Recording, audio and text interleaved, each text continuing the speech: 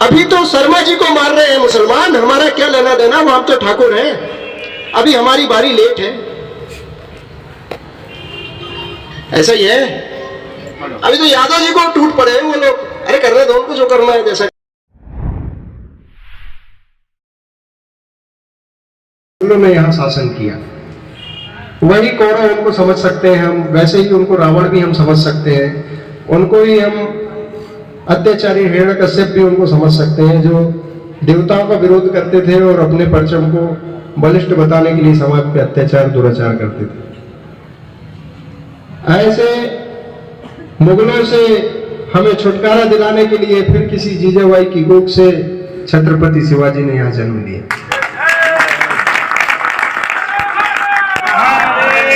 मेवाड़ के क्षेत्र में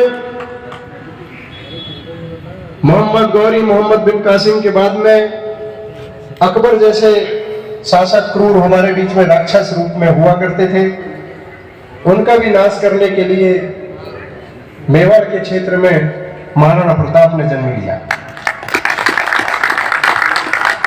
पृथ्वीराज चौहान जैसे लोगों ने इंद्रप्रस्थ की धरती पर, जिसको हम दिल्ली कहते हैं, उस जमीन पर पृथ्वीराज चौहान जैसे लोगों ने जन्म लिया और मोहम्मद गौरी को मारा।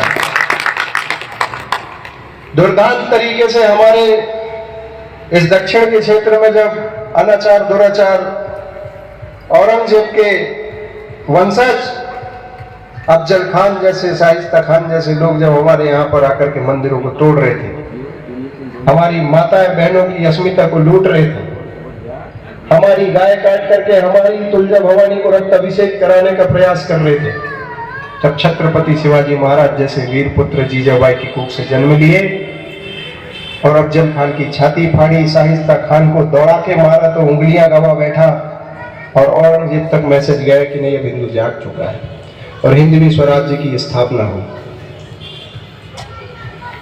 आज अगर मुगलों को हम बात करें नहीं समझ में आ रहा तो गूगल पे मिलेंगे, क्योंकि हमारे बीच में धर्मवीर जन्म लेंगे तो मुगल बार बार आप दिमाग लगाना कि वो गूगल पे मिले। और अगर आप लोग नहीं जागरूक होंगे तो फिर जो परिस्थिति उस समय थी वो कैसी थी, अगर उसका विस्तार पूर्वक अगर मैं यहाँ चर्चा करूंगा और बताऊंगा तो पूरी रात हो जाएगी कि किस तरीके से हमारे बीच में हमारे हिंदुओं को मार काट के मुसलमान बनाया गया। कहने का मतलब है जिनको जान प्यारी थी वो बलिदान मुसलमान हो गए, जिनको आन प्यारी थी वो मुसलमान हो गए, और जिनको अपनी शान प्यारी थी वो आज भी हिंदू बचे हुए हैं, जो हम लोग यहाँ पर हमारे बीच में तमाम प्रकार के कोठाराघात के बाद भी आज हम लोग जिंदा हैं। समाज के लिए आज एक बहुत बड़ी चुनौती है। आप ये मत समझिए कि हम कोई राष्ट्रीय अध्यक्ष हैं या मैं कोई राष्ट्रीय संगठन मंत्री हूं, बिल्कुल ध्यान में मत देना। यहाँ के राष्ट्रीय संगठन मंत्री को भी पुलिस वाला उठा के ले जा लेता है, यहाँ के राष्ट्रीय अध्यक्ष को भी कभी भी कोई पुलिस वाला, एक डंडा पकड़ने वाला जिसके कंधे पे स्टार नहीं है वो भी हमको चमका सकता है। हम तो केवल एक व्यवस्था को संचालित करके उसको एक सूत्र में बांध के रखने का कार्य करने वाले कार्यकर्ता है। हमारे मन में ये कभी भाव नहीं आना चाहिए कि हम जिला अध्यक्ष हैं, हम तालुका अध्यक्ष हैं, ये है वो है। हम कुछ भी नहीं है यार, मतलब क्योंकि हमारे पीछे जो बैनर लगा वो राम जी का है, वो एनसीपी का नहीं है, सपा का नहीं है, बसपा का नहीं है, शिवसेना का नहीं है और भाजपा का नहीं है, कांग्रेस का नहीं है। तो हमें तो भाई बिना कंधे में स्टार वाला पुलिस वाला भी बोलेगा कि ये कार्यक्रम बंद करो तो अभी हमको बंद करना पड़ेगा। तो ऐसे भाव तो कभी जीवन में मत लाना कि हम ये पद में हैं वो पद में हैं। और नहीं कोई ऐसा जन्मा जगमाई प्रभुता पाई मद ना हुई, जिसको जब जब मद हुआ है तो उसका अहंकार ही नाश का कारण बना, सब कुछ खत्म हो जाता है। इसलिए विदाउट अहंकार हमें समाज के बीच में काम करना चाहिए। अगर हम जय श्री राम बोल रहे हैं तो राम के जैसा काम करना है। कृष्ण ने अपने पीछे कभी यादव नहीं लिखा, भगवान श्री राम ने पीछे कभी रघुवंशी नहीं लिखा। हम लोग ठाकुर लिखते हैं, बघेल लिखते हैं, सनोडिया लिखते हैं, जाट लिखते हैं। यही कारण है कि आज हम लोग असंगठित हैं। बहुसंख्यक होने के बावजूद भी वो अल्पसंख्यक समुदाय के लोग हमारे बीच में शुक्रवार को एकत्रित होते हैं अपने काम और धंधे को, रोजी और रोजगार को, खेती बाड़ी को, दुकान और शटर को, नौकरी सर्विस को, सबको छोड़ करके वो लोग शुक्रवार को मस्जिद में एकत्रित होते हैं। और वो ये भली भांति जानते हैं कि ये शर्मा की अगर वो ठाकुर से लड़ाई हुई तो ये तीसरा जो यादव खड़ा ये बीच में नहीं आएगा। तो इंशाअल्लाह सल्लल्लाहु अलैहि वसल्लम हम लोगों का तो जल्दी यहाँ पर फिर से जो है गजवाए हिंद हम लोगों को लागू करना है, क्योंकि हम इनको बड़े आसानी से मार सकते हैं। वो पहले ठाकुर के घर घुसेंगे, फिर यादव को मारेंगे। सनूट के क्योंकि बीच में नहीं बोलेगा, मैं बघेल हूं, मैं इसलिए नहीं बोलूंगा कि वो साहू परिवार का और वो ठाकुर साहब का झगड़ा हो रहा, अपना क्या लेना देना है, वो तो उनको मार रहे हैं वो मुसलमान लोग। तो बारी तुम्हारी भी आ रही है। एक छोटा सा उदाहरण मैं देना चाहता हूं कि मानो हमारे यहाँ पर मार्केट होगा जो मीट का मार्केट है, मटन का मार्केट है। मटन के मार्केट में एक मुर्गे का पिंजड़ा देखा होगा। मुर्गे का पिंजड़ा कितने लोगों ने देखा जहां पर मटन कटता है? आते हैं कसाई को बोलते हैं कि भाई 2 किलो कॉकरेल वाला काट दे। तो वो कसाई मुर्गे के पिंजरे में जैसे ही हाथ डालता है मुर्गे को निकालने काटने के लिए, तो 49 मुर्गे 49 मुर्गे पीछे हो जाते हैं। जो पकड़ाता है वो कट जाता है 2 बजे। दोपहर में गए हो तो 2 बजे कट जाएगा वो 49 पीछे हो जाते हैं। 2:30 बजे कोई दूसरा ग्राहक जाता है तो वो फिर हाथ डालता है, फिर बच्चे में 48 बचते हैं, उसमें 48 पीछे हो जाते हैं। फिर 3 बजे कोई जाता है तो उसमें 47 बचते हैं, वो 46 पीछे हो जाते हैं। शाम तक वो मुर्गे का पिंजड़ा पूरा खाली हो जाता है। यही स्थिति हम हिंदू समाज के लोगों की हो गई है।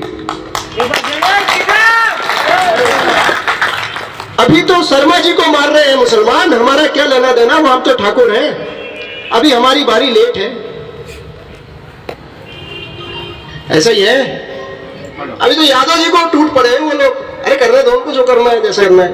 हम तो राजपूत हैं, हम तो दूर रहेंगे। अभी बारी तुम्हारी भी आ रही है। वो लोग इस कमी को जानते हैं, इसलिए वो लोग तेजी से ग्रोथ कर रहे हैं, बढ़ रहे हैं। हमारे क्षेत्र में जब कम रहते हैं तो वो तुमसे चाचू और मामू कह करके बात करेंगे, अरे चाचा कैसे हैं आप, अरे मामू हम तो सब ठीक है। और जब वो बड़े हो जाएंगे तो फिर तुम्हें ये जूते की नोक में रखेंगे। तो ये परिस्थिति हमारे सिवनी की है, छिंदवाड़ा की है, हैदराबाद की है, केरल कर्नाटक की भी है। हमारे 28 राज्यों में 6 राज्यों में हम लोग अल्पसंख्यक हो गए हैं। भारत के 28 राज्यों में 6 राज्यों में हम लोग अल्पसंख्यक हो गए हैं। अल्पसंख्यक हम लोग समझ रहे हैं। हिंदू अल्पसंख्यक हो गया कुछ राज्यों में, वो लोग बढ़ते चले जा रहे हैं।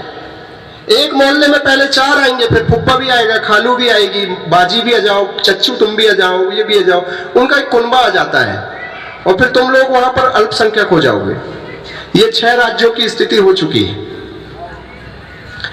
ये सारी कहानी सिर्फ इतनी ही समझाना है समाज को कि तुम चाहे जहां वोट डालो, चाहे जिस पार्टी के झंडे के नीचे काम करो, श्री राम सेना तुमको कभी बाध्य नहीं करेगा, कभी मजबूर नहीं करेगा कि आप कांग्रेस के साथ रहो। श्री राम सेना कभी नहीं कहेगा आपको, मेरे को कमलेश सिंह जी नहीं कहते, मैं किसी को नहीं कहूंगा, मैं निहाल शर्मा को नहीं बोलूंगा कि आप बीजेपी के साथ में काम करो।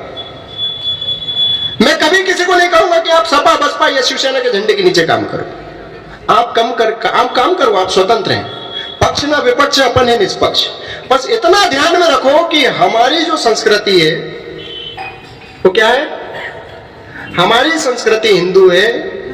हमारी जात पात गोत्र वर्ण व्यवस्था जो भी है हमारी अलग अलग होगी, हमारी पार्टी अलग अलग होगी। जब हम मंदिर में कांग्रेसी हिंदू के साथ भी जाते हैं, भाजपा के हिंदू भी वहां मंदिर में आते हैं। और एक बहुत अच्छा बात मैं आपको बता देना चाहता हूं, मेरा उस पार्टी से अभी तक कोई किसी पार्टी से संबंध नहीं है।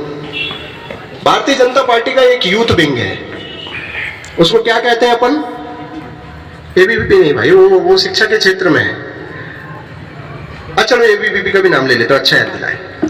युवा मोर्चा कहते हैं उसको, है ना, एक मोर्चा है बीजेपी का, उसको कहते हैं युवा मोर्चा। और एक कांग्रेस का भी मोर्चा है, उसको क्या कहते हैं, यूथ कांग्रेस। गलत बात, एनएसयूआई नहीं, वो शिक्षा के क्षेत्र में। तो शिक्षा के क्षेत्र में भी ले लो, तो कांग्रेस की एक विंग है जिसका नाम है एनएसयूआई, और बीजेपी की भी एक विंग है जिसका नाम है एबीवीपी, शिवसेना की भी एक विंग है जिसको कहते हैं युवा सेना।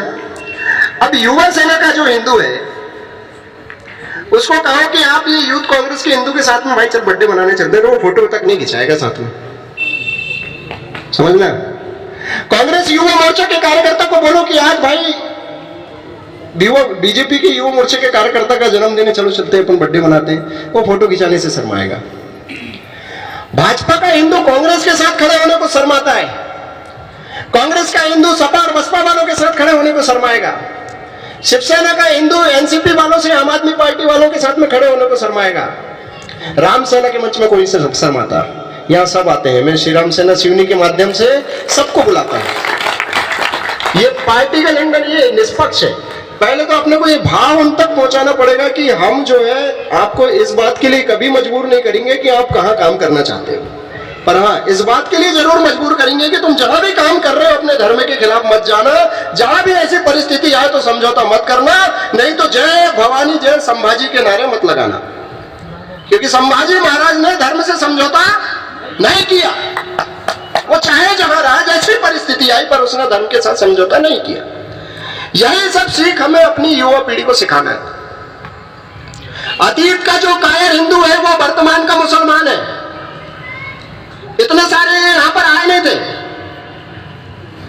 अभी 6-6 बच्चे ये लोग पैदा कर रहे हैं, 12 भी पैदा करते जितने जल्दी इतने नहीं होते जितने यहां पर हो चुके हैं। 25 से 30 करोड़ हो गए 70 साल में। यहां जो दबे कुचले हिंदू थे उनको कन्वर्ट कर लिया गया। मैंने आपको पहले ही बता दिया हूं, जिनको अपनी झूठी शान प्यारी थी उन्होंने कहा ऐसा ऐसा करना, क्या ऐसा करना, ऐसे ही कर लेते हैं, वो मुसलमान हो गए। जिनको जान प्यारी थी वो भी मुसलमान हो गए, और जिनको अपनी आन प्यारी थी वो या तो बलिदान हो गए या तो फिर उन्होंने गंदगी फेंकना, गंदगी साफ करना स्वीकार किया। वो आज हमारे बीच में वाल्मीकि समाज के लोग बन गए। कुछ लोगों ने मुस्लिम राजाओं की बाल काटना स्वीकार कर लिया, बोले हम पर इस्लाम से स्वीकार नहीं करेंगे, हमें जिंदा रहना पड़ेगा, जरूरी जिंदा रहना आगे की पीढ़ी के लिए, तो वो नाई हो गए। कुछ लोगों ने उनके लिए वो मांस मटन खाने की उनकी लत थी, आदत थी, वो रोज मांस मटन की डिमांड करते थे। कुछ लोगों ने ये स्वीकार कर लिया कि चलो भाई रामायण तो पढ़ने को मिलेगा, कुरान कबूल करने से अच्छा है, मुसलमान बनने से अच्छा है कि आज हम इनके लिए मांस मटन काट देते हैं। वो कसाई हो गए, खटीक हो गए। तो इस तरीके से हमारे यहाँ पर जो है समाजों का थोड़ा सा परिस्थिति हमारे बीच में बदली जरूर, पर उनके जो आज हम वंशज हैं, आज हम लोग यहाँ पर बैठे हुए हैं, जिनको आन प्यारी थी, जिनको झूठी शान प्यारी थी, वो मुसलमान हो गए। वो लोग हैं आज ये 25 करोड़ जो हुए हैं। तो हम चाहे जो करें, अगर तुम चाहते हो कि तुम्हारा बच्चा अगली नवरात्रि में, तुम्हारी पत्नी अगली नवरात्रि में भी व्रत रखे नवरात्रि का, तुम चाहते हो कि तुम्हारा भी बेटा जो है वो श्रवण कुमार की तरह तुम्हें तीर्थ लेके जाए, तुम चाहते हो कि तुम्हारी भी कोई बहन बने जो रक्षाबंधन बांधे, तुम चाहते हो कि तुम्हारी भी पत्नी कभी करवा चौथ का व्रत रखे, तुम्हारे बच्चे कभी तुम्हारा श्राद्ध और तर्पण के लिए गए और प्रयागराज जाए, तुम्हारे घर में सुंदरकांड की चौपाई आगे भी गूंजती रहे, तो तुम्हें अभी ये बच्चों को सिखा के जाना पड़ेगा कि हिंदू संगठन के बिना समाज का उद्धार नहीं है, चाहे जिस संगठन में काम करो। राजनीति समाज को तोड़ती है, मैंने बता दिया आपको। उसके साथ वो फोटो नहीं खिंचाता, उसके साथ वो नहीं खिंचाता, और गैर राजनीतिक रहोगे तो सब तुम्हारे साथ फोटो खिंचाएंगे। संगठन समाज को जोड़ता है, इसलिए श्री राम सेना की बैठक के लिए हम लोग श्री राम सेना के माध्यम से हम लोग काम करते हैं, क्योंकि इसमें मजबूरी नहीं है, इसमें दबाव नहीं है, इसमें किसी को कोई प्रेशर नहीं है, हम किसी से कुछ मांगते नहीं। संगठन समाज के शोषण के लिए नहीं होता, संगठन समाज के पोषण के लिए होता है, संगठन समाज की सुरक्षा के लिए होता है, संगठन तुमको लूटने के लिए नहीं होता। संगठन में जुड़ोगे तो समाज की सुरक्षा कर पाओगे, खुद भी सुरक्षित रह पाओगे। तो संगठन से दूर रहोगे तो महाराणा प्रताप एक बहुत अच्छा उदाहरण है। महाराणा प्रताप